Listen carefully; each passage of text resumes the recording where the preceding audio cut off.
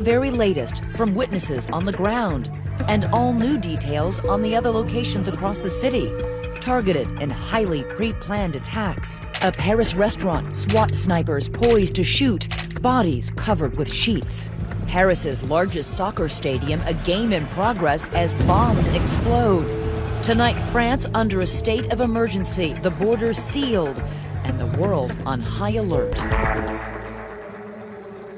Good evening, I'm David Muir. As we come on the air here in the West tonight, Paris, of course, is now waking up to a fuller portrait unfolding of the horror there. And I'm Elizabeth Vargas. Paris, the city of light, tonight a city under attack, dealing with the deadliest violence to strike France since World War II. We're going to jump right in with the latest details as we know them at this hour. As of right now, from a Paris prosecutor, the reported death toll could now exceed 120. 8 of the attackers are now dead, 7 of them by detonating their own suicide belts. We also have confirmation that attacks took place in 6 different locations. And of course, that makes them no doubt carefully coordinated in the planning of, it must have gone on for weeks, even months. Nobody yet knows. Nobody yet has even claimed responsibility, at least officially. But this does come in a 2-week period where Jihadi John was killed by a drone attack. He was a symbol for ISIS. ISIS is claiming responsibility for planting a bomb on that downed Russian airliner 2 weeks ago and for the bombing in Beirut this week that killed 43 people. President Obama saying that ISIS has been contained but not decapitated. These attacks perhaps saying otherwise. And of course, Paris waking up, as we mentioned, to the morning papers, and we have the headlines already. The headlines: L'horreur à Paris, the horror in Paris, and cette fois c'est la guerre. This time it's war. Another, simply put, carnage in Paris. And President Obama, we've learned, has held a phone call with President Hollande of France, of course, sharing with him the condolences of the American people. But we begin here tonight with how it all started, how it all began to unfold in Paris, with what one eyewitness called a horror movie that just wouldn't stop. It was a typical Friday evening in Paris. People out for dinner, some heading to a soccer match, others heading to a concert for a night of music. Around 9 p.m. Paris time, the first reports come in of multiple deadly attacks across the city. Paris under siege. The first attack reportedly occurs at a popular Paris restaurant. Le Carillon is described as a rustic canal-side cafe with live jazz music into the evening. Gunmen opening fire with automatic weapons, reportedly killing as many as 40 people. We were sitting right at the window when there was numerous gunshots directed at the window towards the restaurant that we were eating in. We immediately dropped to the floor with all the other diners. Bodies lying on the street outside the restaurant covered by white sheets. Authorities would later learn about 3 more similar attacks taking place in the same district of Paris. Across town, a soccer game between France and Germany was underway. The stadium packed with fans cheering on their teams. The president of France is also there. Just over 16 minutes into the first half, an explosion. That explosion so loud it stops players in their tracks. A stadium announcer tells the crowd to avoid certain exits due to, quote, events outside. I was attending the game and I heard 2 very loud explosions. You might be aware, if you've seen some soccer games, that sometimes there are explosions but are just fireworks, and they sound pretty loud, but they're not dangerous. This time around, the explosion was so loud we thought something wrong probably happened. The French president is stunned, his hand to his face. He is evacuated from the stadium to safety. Police later find evidence that at least one of the explosions was carried out by a suicide bomber, one of 3 attackers who died near the National Stadium. A little more than 5 miles away at the Bataclan Concert Hall, the maximum capacity 1,500, the American band from California, Eagles of Death Metal, is on stage performing. This Instagram photo taken just before multiple gunmen stormed the theater, taking at least 100 concertgoers hostage. It's believed there might have been many more. A brother of one of the bandmates speaking out tonight. He said they were playing about 6 songs into the show, and they heard, before they saw anything, they heard automatic machine gun fire, and, so loud, it was louder than the band. On Facebook, a harrowing post from someone inside the theater saying that he was seriously injured and that there are still survivors inside. They're killing everyone, one by one, he wrote. French authorities asking families across their nation to stay indoors. Sur ma décision As French President Hollande orders the country's borders closed, social media lights up. Tweets from across the globe. So many famous faces expressing support, solidarity, sending their prayers. Hillary Clinton tweeting, "The reports from Paris are harrowing," praying for the city and families of the victims. Donald Trump said, "My prayers are with the victims and hostages in the horrible Paris attacks. May God be with you all." Here in the U.S. at 5:45 Eastern Time, President Obama addresses the nation. France is our oldest ally. The French people have stood shoulder to shoulder with the United States time and again. And we want to be very clear that we stand together with them in the fight against terrorism and extremism. 11:30 p.m. Paris time, explosions are heard outside the concert hall. Elite French police troops have begun storming the theater where that American band was performing. On that band's Facebook page, a post telling fans, "We are still currently trying to determine the safety and whereabouts of all our band and crew." Just after midnight, reports that the siege on that theater is over. At least 100 people have been killed according to French media reports. 4 terrorists confirmed dead, 3 of them in that concert hall detonating suicide vests. Tonight, in the face of such horror, already signs of French fortitude. While leaving the soccer stadium, these fans singing the French national anthem.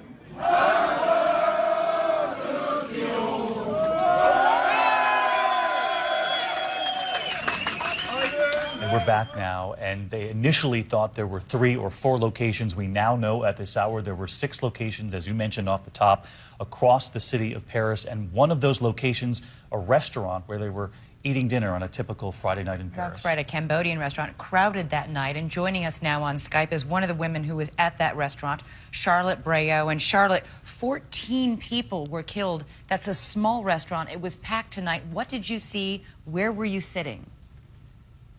I was sat right against the window, so next to the street where the gunman came towards. I was sat with one friend, and we immediately heard really, really loud gunshots. Everybody dropped to the floor in confusion, and it felt like it wasn't happening. It didn't feel real. I'm actually shocked to hear how many people were dead, because I wasn't really aware that so many people had been fatally wounded. The first realization I had was I was holding on to a woman on the floor with me, and I was asking her if she was okay, holding her hand. And I realized she wasn't breathing, or she was struggling to breathe. And then as I could finally look up, when I felt safe enough to look up, I realized there was a pool of blood surrounding her, and I think she'd been shot in the chest. There was a woman who was being carried by her boyfriend across the street when I went to leave the restaurant. It was really awful, really awful. Awful scene, as you describe it. We're glad that you survived it, Charlotte. And you didn't hear the attackers say anything because they were driving by when they opened fire on this small restaurant?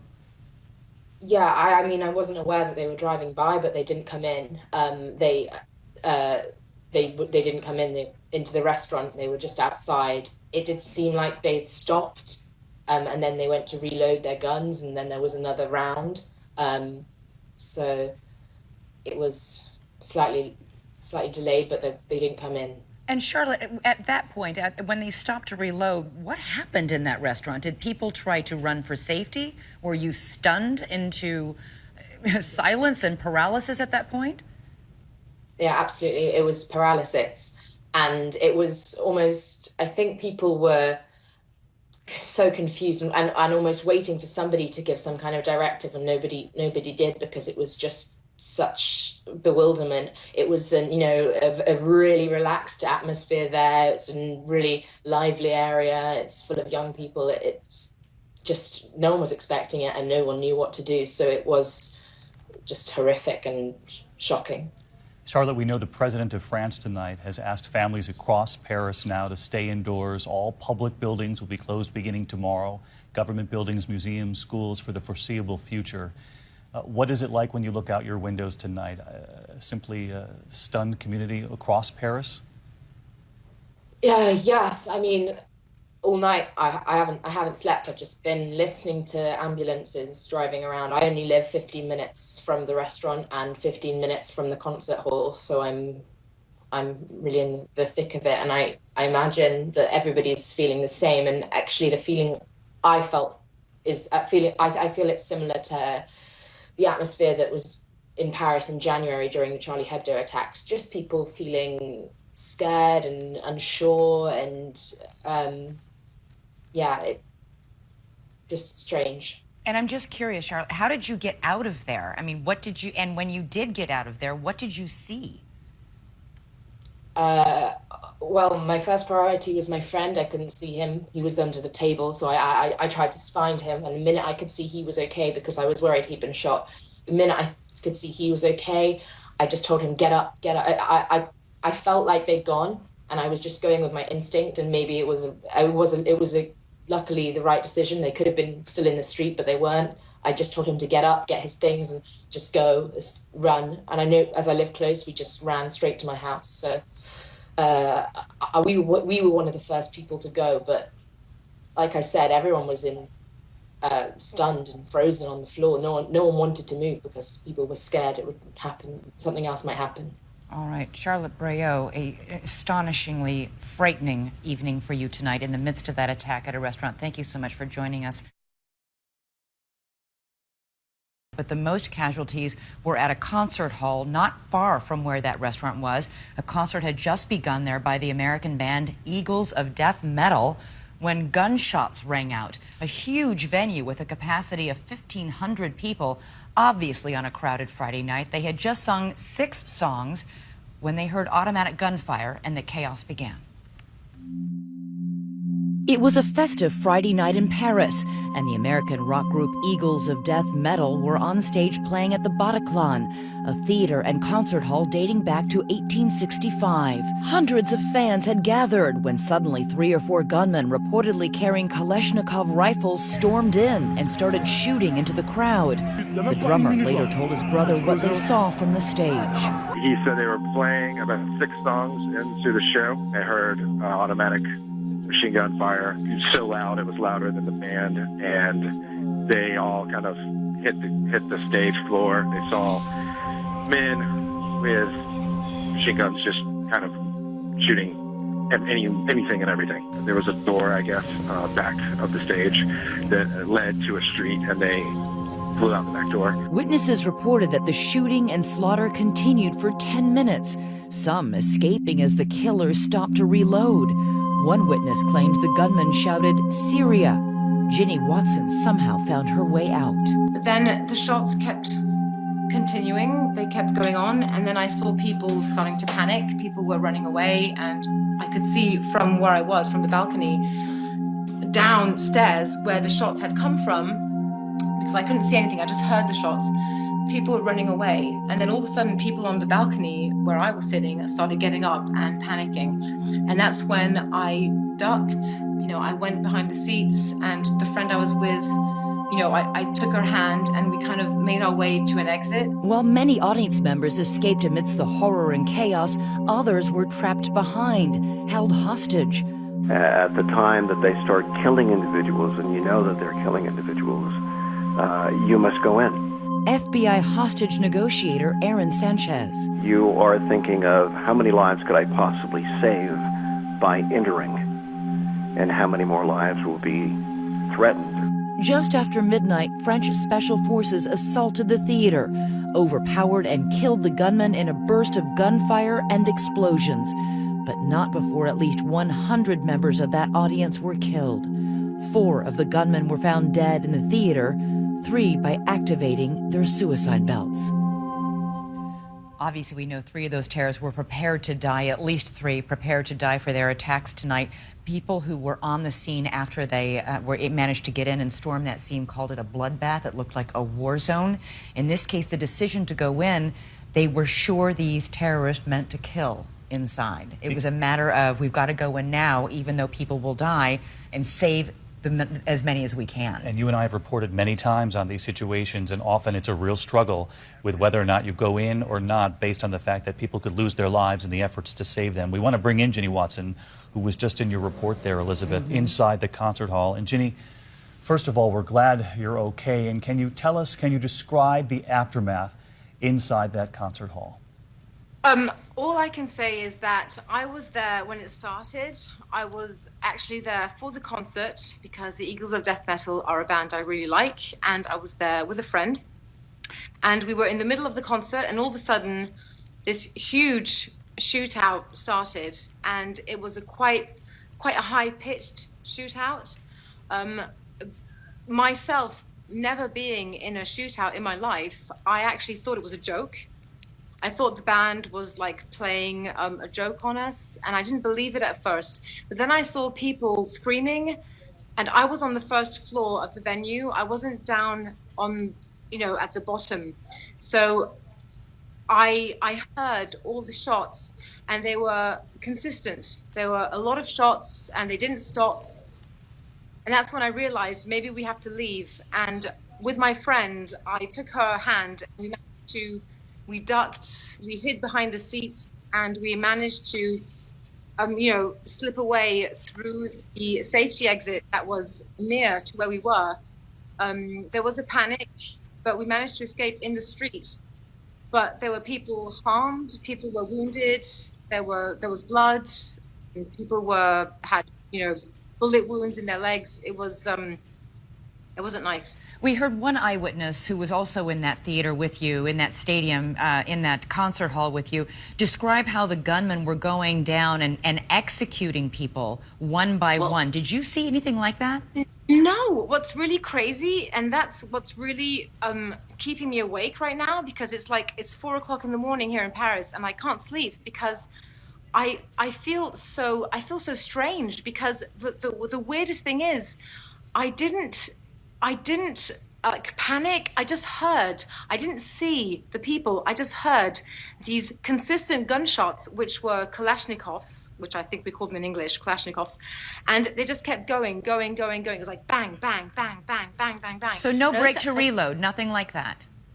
Sorry? No break to reload. They just kept consistently firing over and over. They just kept firing, and they were downstairs. It was obvious that we were on the first floor in the balcony, which we call le balcon in French, and it was obvious they were underneath. And I said to my friend, "What the heck is that?" Sorry, excuse my language. It's like, "What the hell is that?" Sorry. And she was like, "I don't know." And we didn't take it seriously. But then all of a sudden, everybody started panicking, and that's when we realized that it was serious, and that those shooters were actually, coming up to the first floor as well. And I don't know how. I mean, the universe was in my favor. I don't know, but I managed to escape through a safety exit with a lot of other people without being harmed. And, I crossed paths with people who were wounded. I saw a girl who had a bullet wound in her thigh. Somebody else was on the floor with blood everywhere. It was horrible. Ginny, there have been reports that the attackers were shouting as they were inside that concert hall. I'm curious, did you hear them shouting anything along with all that gunfire? And we have not seen any images from inside the theater, nor, quite frankly, do we really want to. But can you tell us how many people you think they might have been able to get to before the SWAT teams rushed in? I don't think anybody could have been filming at that particular time, because nobody wants to be filming that. The main energy, the main flow was to get the hell out of there. I didn't hear anything because I was, like I say, I was on the first floor, so I didn't hear anything. I didn't hear anything. I didn't hear any religious things. Nothing. No, I didn't hear anything like that. All I know is that people were firing Kalashnikovs and that we had to get out. And was it pandemonium to get out? I mean, were people how was this? Yeah, it was and it wasn't. It was like people were panicking, like a lot of people were crying and stuff, and it was a bit of a panic, but it wasn't like, when people get trampled, it wasn't like that. Like I didn't feel trampled. I didn't feel squashed. All I know is that I made my way to the safety exit, which I saw, when I was actually there. I noticed it, because I always look where safety exits are, because I'm kind of wary of crowds. And, we were all going down the staircase to get out. And at one point, the people who were down towards the doors, they stopped them for a while saying, "No, they're there." And then they opened them again like a minute later. And everybody ran out. Everybody ran out in a panic. We all ran out in different directions. And Ginny, you know that several people were held hostage inside there for several hours. You know how lucky you are you got out. I know, and the people who were held there as hostage were people I knew, because the person I was with was a friend, and she works within the music industry, and her friends are the people who work there. And so since escaping, we came back to her place, and we've had messages and emails and Facebook messages from people who were trapped in the what do you call it in English? The I can't find the word in English. Like the place where you get changed, as an artist. Right, the dressing rooms. The dressing rooms, exactly.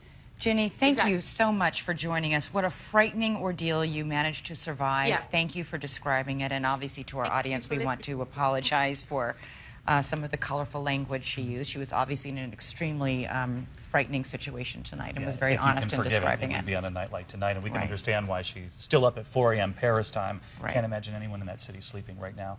I want to bring in ABC's Louise Duwas, a producer on the streets of Paris tonight. She's not far from the theater. And Louise, you and I were talking earlier. You said you heard what sounded like mini explosions as the SWAT teams raced into that theater, and clearly intelligence officials telling us that the SWAT teams knew they had to get in there.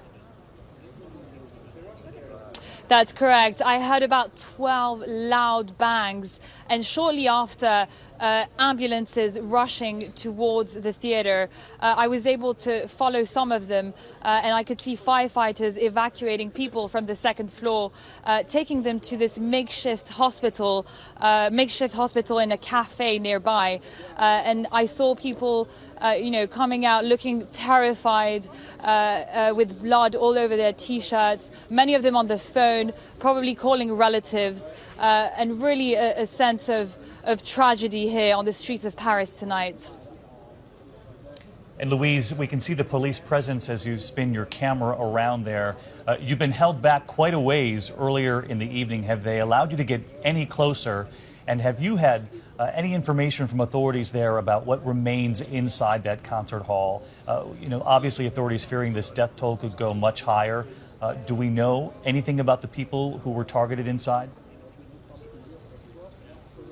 Well, following the terrorist attacks on the Charlie Hebdo magazine in January, police here are extremely careful, and so they've closed the whole neighborhood, and journalists, citizens, no one is allowed to get any closer to the theater. So no information at this stage on what is happening exactly right now. We did see, however, some buses early on taking all the people that have been evacuated to a nearby hospital to be taken care of over there. But definitely a lot of security on the streets of Paris tonight. All right, ABC's Louise Duwas. And we do know that hospital workers across the city of Paris have been called in tonight, Elizabeth, to report to work. The metro has been closed down, the Paris train, as the whole city, in effect, has been shut down for the next several days, all government buildings. All public gatherings, grocery stores, gymnasiums, gyms, schools, museums, they're all closed down tomorrow. Parks. Right now, the borders are sealed in France. A state of emergency has been declared. And the question's now turning to who orchestrated this incredibly sophisticated attack. We're joined now by Pierre Thomas, our senior justice correspondent, who's been working his sources all evening. Good evening, Pierre. Give us the latest. Elizabeth, tonight, U.S. law enforcement and intelligence have begun the hunt for clues. They need to know who did this, and they need to know right now. The critical question tonight, who did it? On the short list of possibilities, Al-Qaeda and ISIS, in part because of recent history. Just last January, there was a spree of terror in France. Two brothers forced their way into the office of the French satirical newspaper Charlie Hebdo in Paris, killing 11 and injuring nearly a dozen more. In this video, Al-Qaeda in the Arabian Peninsula claimed responsibility for the assault, and authorities say one of the two terrorist brothers had traveled to Yemen to receive training and funding from the Al-Qaeda affiliate there. Another gunman took several people hostage at a supermarket near Paris and was killed after police stormed the building. Authorities say they found evidence in the gunman's apartment that he was connected to ISIS. His partner fled France and is believed to have traveled to Syria. The tactics used in this specific attack are very similar to what we have seen in the past in attacks carried out by Al-Qaeda or ISIS. It's too early to tell for sure who conducted it now, but it wouldn't surprise me at all if it was either an Al-Qaeda affiliate or ISIS. Al-Qaeda has been looking for ways to do a large-scale attack for years. They've most recently fixated on blowing up commercial airplanes since 9/11, when they conducted the most devastating attack in U.S. history. In recent months, Al-Qaeda has been working on a so-called undetectable bomb that could get past airport security. But authorities don't believe their bloodlust is confined to just aviation. Remember the attack in Mumbai, India in November 2008? Kashmiri militants believed affiliated with Al-Qaeda executed a series of coordinated attacks at commercial and retail outlets over a series of nightmarish hours, when 164 people were killed and over 300 wounded. But perhaps the most active terror group on the planet right now is ISIS, consuming huge swaths of land in Iraq and Syria, forming the so-called Islamic State. Thousands of foreign fighters flowing into those countries, with a social media campaign unprecedented, recruiting people from around the world, including in the U.S. and Europe. More than 1,500 French citizens affiliated with ISIS, a quarter of the European total. This past July, a French-speaking member of ISIS appeared in this video, threatening that the group will bring slaughter to France. According to the Brookings Institution, France has the largest Muslim population in the European Union, approximately 5 million people. Half of them are believed to be under 24. Many first came to the country following the colonial wars of independence in the northern African countries of Algeria and Tunisia in the late 50s and 60s. Tensions have simmered for a long time. In 1961, the French police shot and killed some 200 pro-Algerian demonstrators. Some were thrown into the Seine River. Today, there are several Muslim population centers in the nation, but most notably the suburbs of Paris. Unlike so many U.S. cities where the suburbs are affluent, these areas are hotbeds of unrest. Over the last several years, there have been real challenges in France as it relates to individuals coming from North Africa, coming from the Middle East, and assimilating into the French culture. This New Yorker magazine article described a region called Department 93, a large area of disaffected African and Arab populations who feel cut off from French society. According to the article, estimates are 60% of French prison inmates are Muslim, prime targets for jihadists. One of the challenges that the French government and the French people will face in the days ahead will be to ensure that hate crimes aren't committed against people who had nothing to do with this attack. U.S. officials have been operating at a high tempo for months, concerned about al-Qaeda bombers, ISIS, and so-called lone wolves who could strike at any time. The pressure incredible as they have to worry about all scenarios. All right, Pierre, thank you so much. We're joined now by Brian Ross. The big debate began within moments after the attacks tonight. Al-Qaeda, ISIS, what do you think? What are your sources telling you? Well, right now they're focusing on ISIS because of the raw numbers of ISIS has. As Pierre was reporting, more than 1,000 sympathizers. Some have gone to Syria and Iraq, but others remain in France. There's just a wealth of people who would be available. And recently there have been threats from ISIS in the social media to bring slaughter to the streets of Paris. And what do you make of reports that some of the attackers inside that concert hall were yelling Syria as they were opening fire? Very telling. And the fact is, tonight they have the DNA, fingerprints, and photographs of the dead attackers. They're being run through French and U.S. databases. By tomorrow, we'll have a much better idea. But you know, Brian, you've been reporting on this for quite some time, that the threat and the fear here in America, when you hear about those suicide belts that they detonated in the middle of a concert hall, these so-called soft targets, exactly. That is the real fear here at home as well. There isn't a place in this country right now where you can have 1,000 people at a concert that would be able to defend against this similar kind of attack. We also have Richard Clark with us, former counterterrorism czar. And Rich, talk about the sophistication of this attack, what it took to almost simultaneously have 6 different attacks go underway in Paris tonight. Well, the weapons themselves are not sophisticated. So I wouldn't call it a sophisticated attack, but a complicated attack. A complicated attack, because they had to do 5 or 6 different targets at more or less the same time. This indicates a group that has had training, and this is why I think it's probably ISIS. It may be people who have returned from Syria, from fighting in Syria.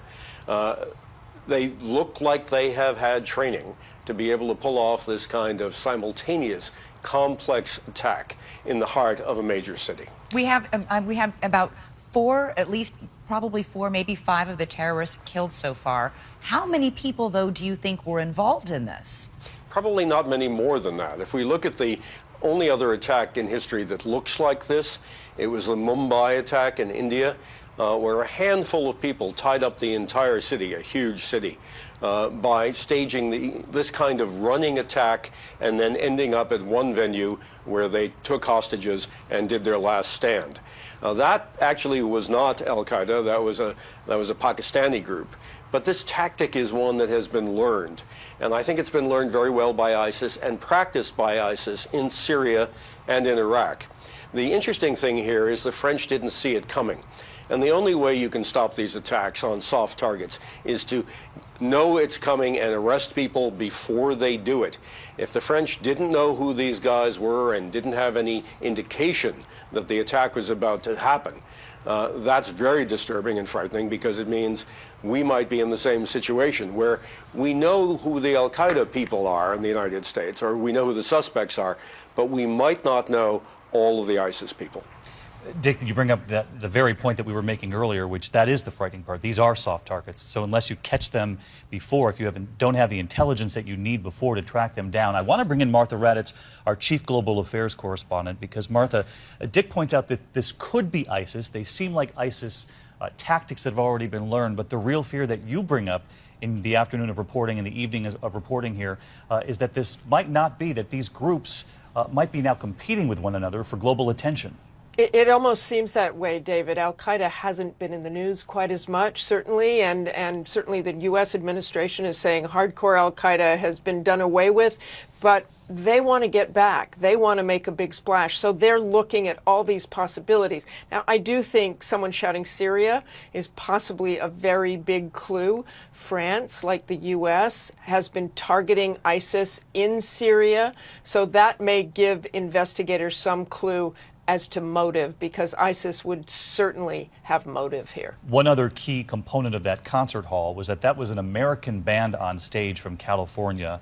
We do know that a relative of one of the band members from Georgia told our affiliate WSB that he learned that his loved one is safe, that the band is safe, that they were able to get out through a back door, Martha?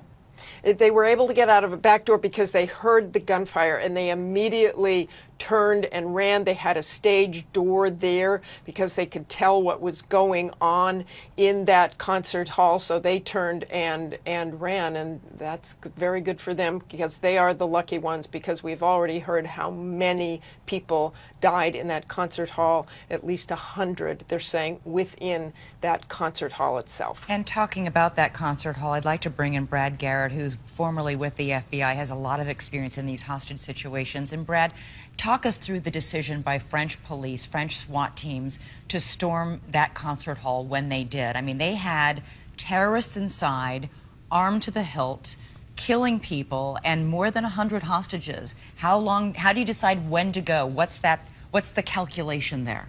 It's all based, Elizabeth, when you have enough information about what you're walking into, because the last thing you want to do is to walk into a booby trap. So I think they had enough time, obviously, to interview people that had escaped from the theater. What did you see? How many people did you see? How many people do you think they have shot, etc.? Did you see explosives? Were they rigging doors? All those kind of questions. While those debriefs are going on, then you have a team of techs, hopefully, that are either getting cameras or mics in there so they can hear and look at what's going on. Once you have that core information, you're probably going to go in, because they all know, we all know, they're not coming out. They're either going to blow themselves up or we're going to kill them. And there are obviously people that are bleeding to death. You want to get them out of there. So I think that once you get that core information, you've had reporting of multiple explosions. Those are flashbangs. The whole key is to disorient the bad guys. So when the flash goes out, it gives you enough time to draw a bead and shoot somebody. Really, and I think that's what happened. Yeah, an excruciating decision whether or not and if and when to go in. Brad, stick with us here. We have John Cohen, formerly with Homeland Security, an ABC News analyst. And John, a lot of people who are watching this here in America tonight want to know about football games this weekend. We've learned already of heightened security in this country because of the real concern, as we mentioned earlier, over soft targets, in all of our communities. David, so FBI and DHS have already provided information to state and local authorities, but the state and local law enforcement aren't going to be waiting for DHS and FBI. They're going to be assessing what events, what security needs are necessary within their own communities. The public should expect to see increased police presence, particularly mass transit around so-called soft targets, and in big cities, I think that police presence will be pretty significant. All right. We'll be continuing this discussion in just a moment. It's worth noting that U.S. intelligence officials saying tonight, and this goes to what Brian was saying, absolutely no chatter pointing to any attack in Paris. So this caught French officials as well as American officials totally off guard. As we go to break here, Elizabeth, we want to show you an incredibly moving scene that came in from that stadium. You know, all those soccer fans leaving 80,000 spontaneously beginning to sing the French national anthem as they left the stadium.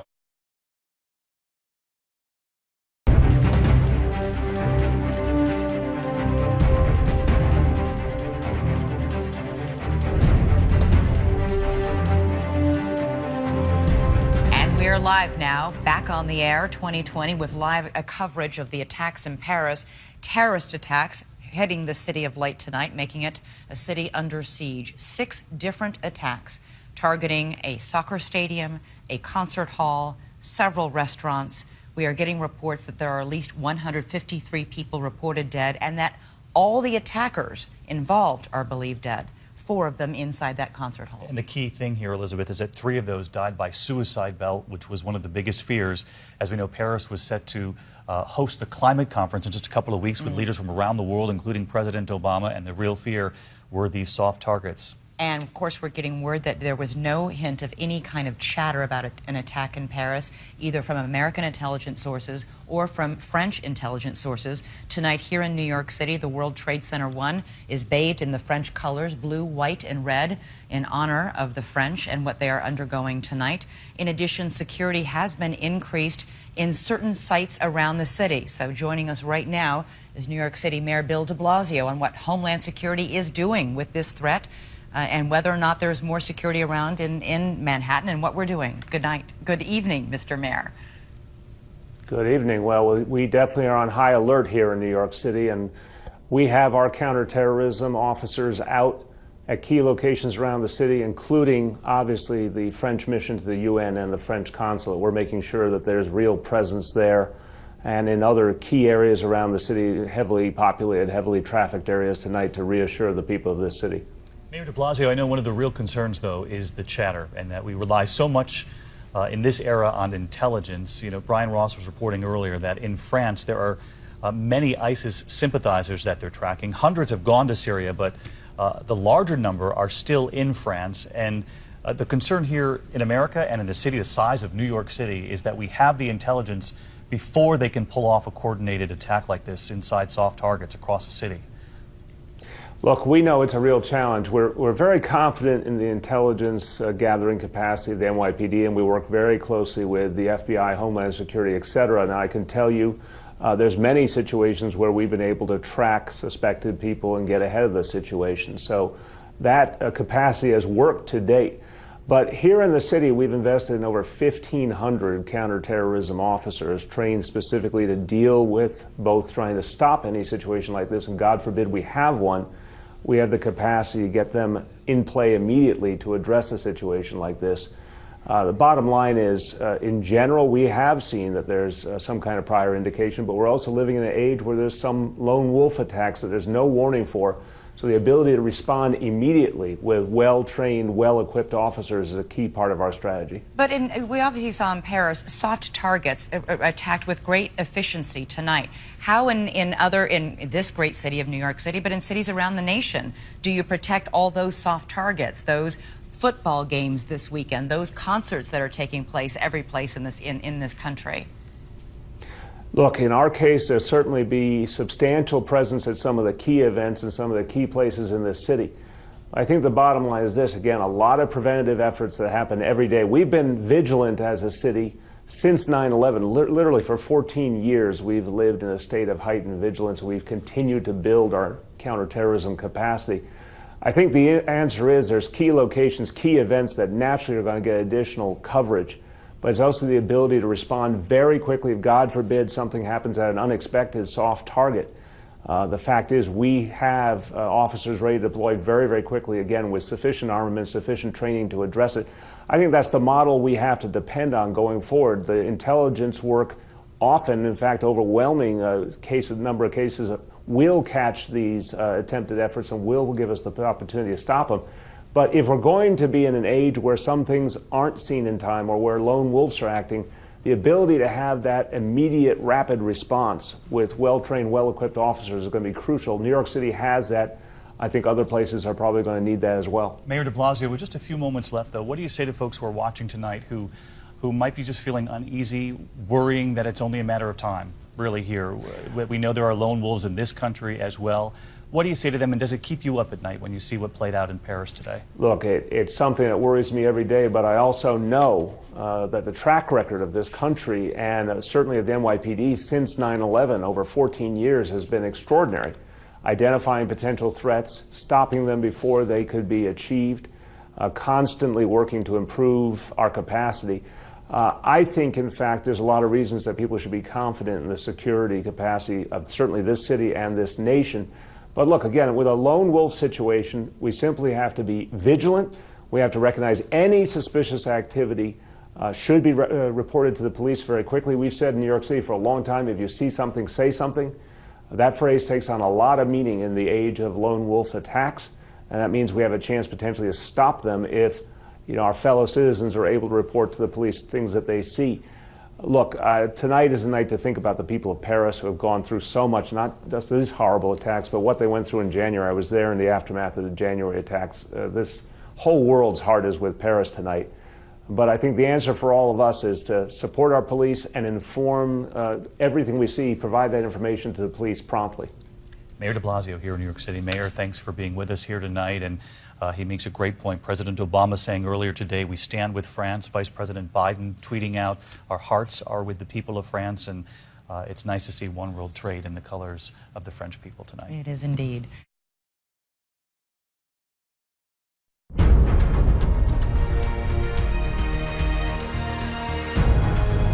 Pictures from Paris tonight, of course, in the middle of the night there. And as we've talked with eyewitnesses, some who escaped the terror today, saying they simply cannot sleep tonight. And we understand that over here in America as we watch it unfold. And we're going to take a look at this newest front that we've been talking a lot about here, Elizabeth, tonight, these so-called soft targets, not the battlefield anymore, the streets, the locations of everyday life, football games, concerts.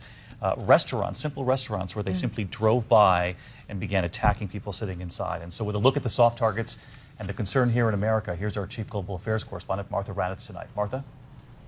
David, this is the nightmare scenario. Terrorists going after those soft targets, and tonight's play into everyone's fears. That sporting event, a theater, a restaurant.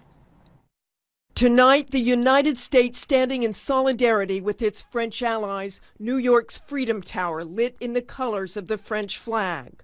All across the country tonight, cities are on high alert. The New York Police Department working overtime.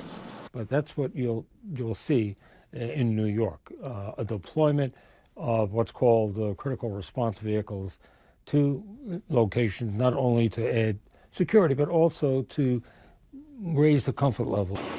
That heavy artillery is a show of force at New York's most visible targets, Statue of Liberty, Lincoln Center, and of course Times Square. We'll deploy resources at sensitive locations. The reality is that there are a lot more sensitive locations than there are resources to cover them. And that is arguably what the terrorists are counting on. And now, in light of the attacks in Paris, especially the one near that soccer stadium, sports venues are taking proactive measures this weekend. Meanwhile, the NBA and NHL warning all teams and arenas to be extra vigilant. But the NFL, which has huge sold-out stadiums, isn't beefing up security. Security at our games is always at a heightened state of alert, said NFL spokesman Brian McCarthy, pointing out that every NFL stadium is already equipped with metal detectors.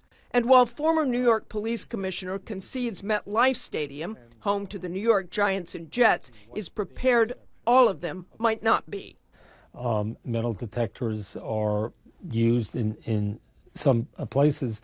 I believe there is an effort to have it done in all major league venues, but I don't think it's there yet. But truly less protected, softer targets like movie theaters and shopping malls are extremely vulnerable. Remember the siege on that mall in Kenya. Heavily armed gunmen strolling through, picking off victims one by one, including this security guard cowering in fear. I think they knew they had a soft target. They knew the authorities would not respond quickly. A quiet night on Manhattan's Upper West Side, a lone security guard patrolling along with a few shoppers at the Gap. People catching a movie or a late dinner. At the Lincoln Center subway stop, no sign of increased security. It's horrifying. Reminds me of, the Charlie Hebdo thing and, just everything else that's going on in the world that we have no control over. It wasn't an attack on Paris, it was an attack on humanity, and that's kind of scary. There are bad people in the world. I'm not sure we can stop all of them. We can try, but there's going to be attacks like this. They're random, they're isolated. There are 8 million people in New York. You can't keep an eye on 8 million people. The risk of being killed in a terrorist attack is still about equivalent to the risk of being killed in a shark attack. This woman is a tourist visiting New York from San Francisco. The parks are always busy, always so crowded during those games. I live near one of those stadiums. How can I avoid that unless I moved? And if I moved, I wouldn't be able to go to work easily. So it's kind of a catch-22 in my opinion. The Department of Homeland Security Secretary Jay Johnson says tonight DHS and the FBI are closely monitoring events in Paris, but he says, we know of no specific or credible threats of an attack on the U.S. homeland of the type that occurred in Paris tonight. Of course, there were no specific threats in Paris either. These are the kind of attackers who are not only hard to detect, but very hard to stop. Elizabeth and David. Indeed, Martha. And you were talking about the resignation of many of the people in Martha's piece had about we can't really protect ourselves. A recent poll early this month said that 73% of Americans called it very or somewhat likely that in the near future there will be a terrorist attack in the United States causing large numbers of lives to be lost. We have former police commissioner Ray Kelly from New York City here joining us. When you hear New Yorkers and people in every city in this country and around the world talking about sort of resigned, how do we stop it? I mean, we can't change the way we live, right? We can't change the way we live, but I think we're doing a pretty good job. When you look at the attacks that we had in this country since 9/11, they're negligible. We had the Fort Hood shootings, those types of events. But we certainly haven't had anything that looks like anything close to what we saw in Paris. And you said tonight what we're seeing is very common to what we've seen in previous attacks. We thought there was a big number of attackers because of the scope of it, and it's actually shrunk down. Yeah, this is particularly disturbing because you can see the amount of mayhem that's done by a small number of people. Dick Clark talked before about the Mumbai attack. That was just 10 attackers, over 400 people killed and wounded. Here we have, looks like 5 or 6, killing 200 people. So there's always an estimate there's a lot more, and then you get down to the final analysis. It's a few people with AK-47s, very basic weapons, killing lots of individuals. And Commissioner, you were telling Elizabeth and me during the break that it would appear at this point that the French police should be applauded for responding fairly quickly to this. But as we heard Martha say, there was very little chatter leading up to this, which is so concerning. No chatter, really? With the fear of lone wolves here in our country. So how do we track them, and how can we be sure that we're monitoring them all? With great difficulty, and we can't be sure. Yeah. You're right. There's sometimes just not going to be any chatter at all. You do the best you can. And I think law enforcement in this country has done a very good job, but as has been said so many times, they only have to be right once. We have to be right all the time. Right. All right, former Commissioner Kelly, always great to have you with us here. And Elizabeth and I have much more ahead, but we're going to take a break for our local stations to preview what's coming up in many cases on their own local newscast. 15 seconds here from our local stations.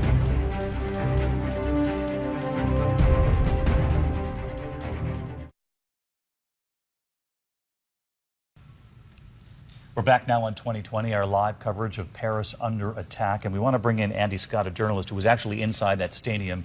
And it was simply stunning to see. It was France and Germany, this giant rivalry. And then I think you'll see here the moment, the bomb, the explosion outside, and people looking at one another. We could see them hugging inside simply in disbelief afterward. But Andy, where were you when you could actually hear this? Good morning. Yeah, I was in the stadium. I was in the press box of the stadium, which is an enormous stadium with a capacity of 80,000. On the other side of the stadium, from where these two very loud explosions could be heard about 5 minutes apart during the first half of the game. So yeah, I was in the stadium. It was pretty clear very quickly that those explosions were not anything normal, but things carried on until the end of the game, and it was, it took a long time for things to be clear as to just how serious it was. There's an iconic image now. It only took a matter of moments for the world to see President Hollande put his hand to his face. He was in the stadium. They had to evacuate him very quickly. But how long was it before people had a true grasp of what was unfolding across the city?